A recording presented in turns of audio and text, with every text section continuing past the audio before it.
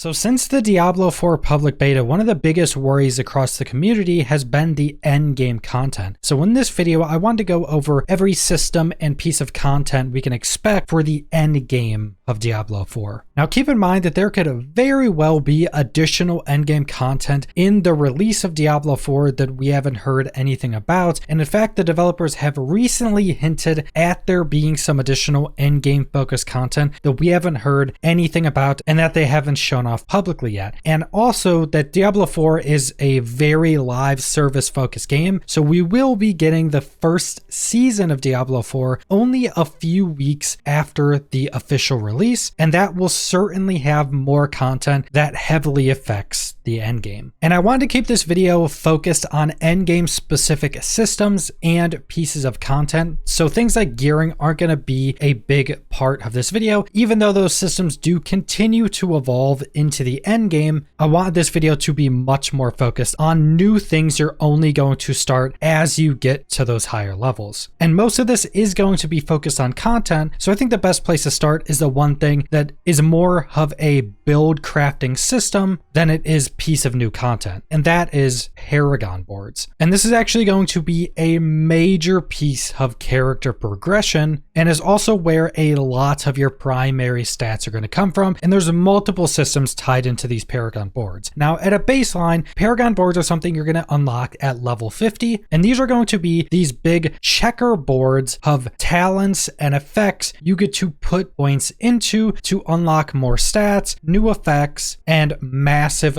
power increases. Now you're going to start to obtain Paragon points once you hit level 50, and you're going to be obtaining around 4 Paragon points for every character level you get up to level 100. So this is around 200 Paragon points. Once you hit max level, you're also going to be able to get some additional points from the renowned system, but the amount of Paragon points you have is capped, so it's going to be much better than the Paragon system from Diablo 3. Now once you get this Paragon board and start putting points in, you're just going to follow these checkerboards throughout, getting the different points you want, whether it be main stats or resistances. And as you make your way throughout the board, you're going to come to one of the edges of your Paragon board, or what are called gates. And once you get to a gate, it unlocks the ability to add another Paragon board. And you're able to select from a handful of additional Paragon boards to connect to your first Paragon board and continue progressing your way through that next board. Now, Paragon boards themselves are class specific and they are uniquely designed by developers. There's not going to be any randomness in this. And we are also going to be getting more Paragon boards every new season, so you're going to constantly be getting new options on how you want to combine a bunch of different Paragon boards together to give you the different stats and effects you want for that build. And these tiles that you're following throughout the Paragon board that are going to be giving you your stats and effects are going to be one of a handful of different rarities. So we're going to have normal tiles, magic tiles, rare tiles, legendary tiles, and then sockets later on. Now to first focus on the different rarity of tiles, you have normal tiles,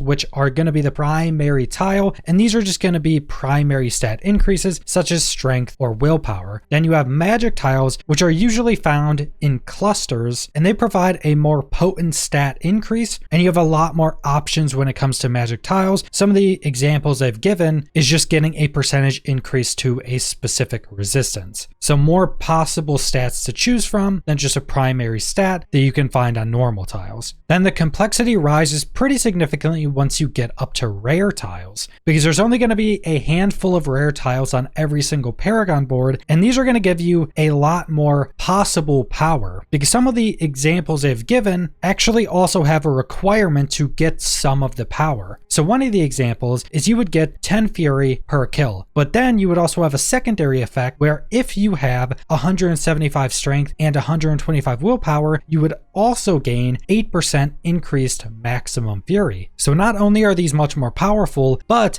they also have a requirement to get all of the power possible, meaning that even though these can be very strong, these aren't something you're going to want to just get all of on every single board, because one of these may require you have a high primary stat and a primary stat that you have almost no points into. So this could mean you would want to completely skip that rare power. Then going up to legendary powers, these are obviously just going to give you a ridiculous power increase. An example we've gotten is while your fury is above 50%, you deal 30% more damage. So just a massive damage increase. And there are actually no legendary legendary tiles on your first Paragon board, but once you get past the first Paragon board, every new Paragon board that you attach onto is going to have one legendary power located in the center of the board. So these are something that you're always going to get, so the pathing to these specifically is not going to be important, but a legendary power may be something that you choose a specific Paragon board for. And that's actually the simpler side of Paragon boards, because then we have things called glyphs and sockets. One of the tile types is going to be sockets, and these are going to be empty tiles that once you unlock, you can socket glyphs into. Now, the overview of this is that these are essentially going to be buffing all other tiles in a specific radius, either making the effects they give you much stronger or adding in new effects or stats directly from that glyph. Now, glyphs are kind of going to follow how gear pieces work, so the higher rarity the glyph is, the more stats or effects that glyph has on it. So if you go from magic up to rare, you're going to be getting more effects, but you're also going to be able to level up glyphs once you've obtained them, making them stronger. So we got the example of a level 3 magic glyph. The radius size is small and it grants a 30% bonus to all nodes within range. So if you had 100 strength obtained from tiles in range of this, you would get an additional 30% strength on that 100 strength. Then we get an example of a level 8 rare glyph. This is radius size medium, so it's going to be buffing more tiles. And for every 10 dexterity purchased within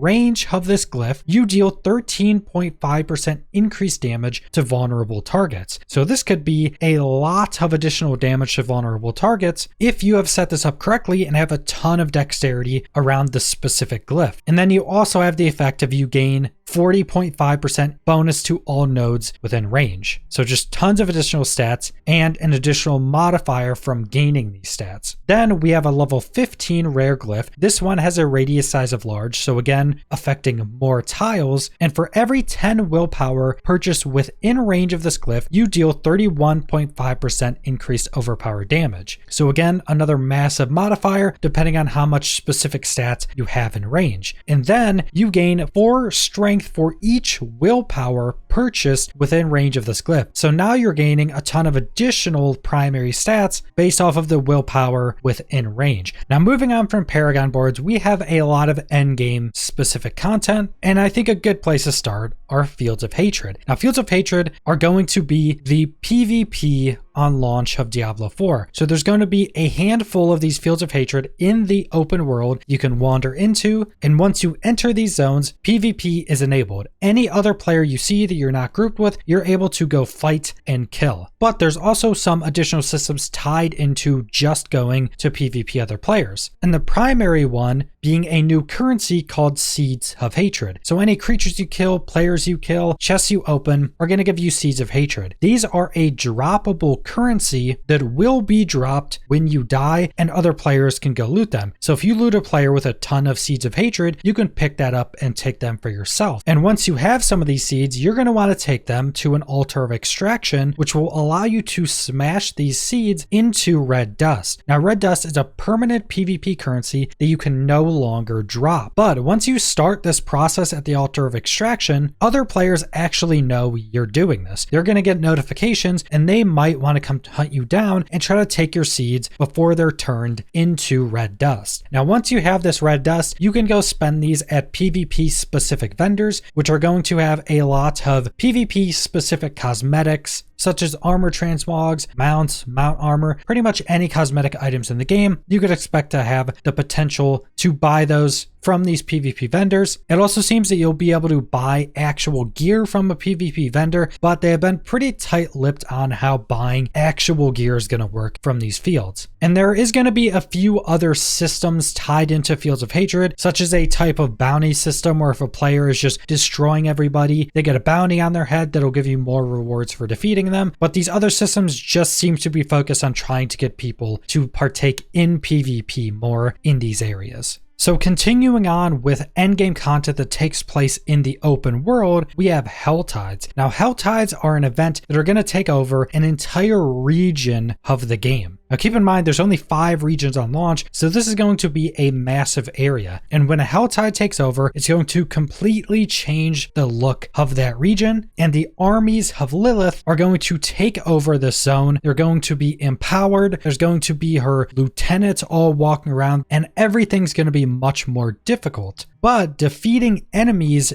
in a Helltide also will give you a new currency called Cinders. But with something similar to the PvP currency, if you die, you drop your Cinders. So you're going to have to go back to your body and try to reclaim those Cinders. And I think these Cinders are going to be a much more important part of the endgame than a lot of other people think, because with these, you can open up Helltide chests. But Helltide chests give you a specific type of loot. So you can find a Helltide chest that only gives you swords, or only gives you helmets, or only gives you chest pieces. So this is going to be a pretty big way in the endgame to target farm specific gear slots, which in ARPGs like this that have a lot of RNG, being able to target farm like this is a massive buff in the end game. And also, you won't even be able to see Helltides until you get into World Tier 3, which means you also have to get to level 50 to even unlock that. So continuing on this path of open world endgame systems, we have Whispers of the Dead, or what's also known as the Tree of Whispers. Now this is going to be the bounty system of Diablo 4. So this is going to give you tons of different objectives all over the open world of Sanctuary. And these are going to be rotating very frequently, so probably every couple hours. And going and completing these objectives are going to give you experience, gold, and most likely gear, but you're also going to be obtaining Grim Favors. Now, once you've completed enough of these objectives to get 10 Grim Favors, you can then take those to the Tree of Whispers. That's going to give you a big chunk of additional loot, experience, and gold. And since you're able to see all of these different objectives that the system gives you, you can actually go to the different objectives you want to target what type of loot you're actually trying to farm for. And the Tree of Whispers is also said to be one of the ways you're able to obtain Nightmare Sigils, which ties into the next piece of endgame content and one of the primary ones called Nightmare Dungeons. Now, if you got to play the beta or saw any footage or looked up any information from the beta, you've probably seen people running dungeons. There's going to be over 100 dungeons on launch of Diablo 4, and every single one of these dungeons can be turned into a Nightmare Dungeon with a Nightmare Sigil. And this is essentially turning the dungeon into an endgame version. Using these Nightmare Sigils will give it different afflictions, which are basically just ways to empower the dungeon, making it more difficult, but also increasing the loot you get from it, and potentially even giving you more ways to target specific loot depending on what's on that Nightmare Sigil. Now, we don't actually know all the ways we can obtain Nightmare Sigils. We know one of the ways is you can craft them with a specific currency, and we have been told in the past that you can also get these from the Whispers of the Dead system, but we don't yet know how these systems are going to tie in together and how you're primarily going to be going about farming up these sigils. And Nightmare Sigils are also going to be tiered, and as you go up in tier, the sigils have more afflictions on them, meaning that dungeon gets even more difficult, but most likely meaning that the loot is also going to be increasing with every tier. And I would fully expect that there's going to be newer afflictions as you get into the higher tiers that are probably going to be more difficult effects that you're going to encounter in those dungeons. And as an honorable mention, we have world bosses. Now, these aren't end game specific because you can do them at lower levels, but I think those are going to play a pretty big role in the end game. First off being, they're just really cool. Going into this massive boss fight with 12 other players that's timed, so you actually have to have somewhat of a put together build to even be able to complete them, that then's going to give you a ton of loot, is something that I think is going to be pretty important into the end game. And world bosses are also going to give a currency that allows you to add sockets onto gear that don't already have sockets. So I think they're going to be very important for the very end game of gearing. But that's all I want to go over for the end game. So thanks for watching.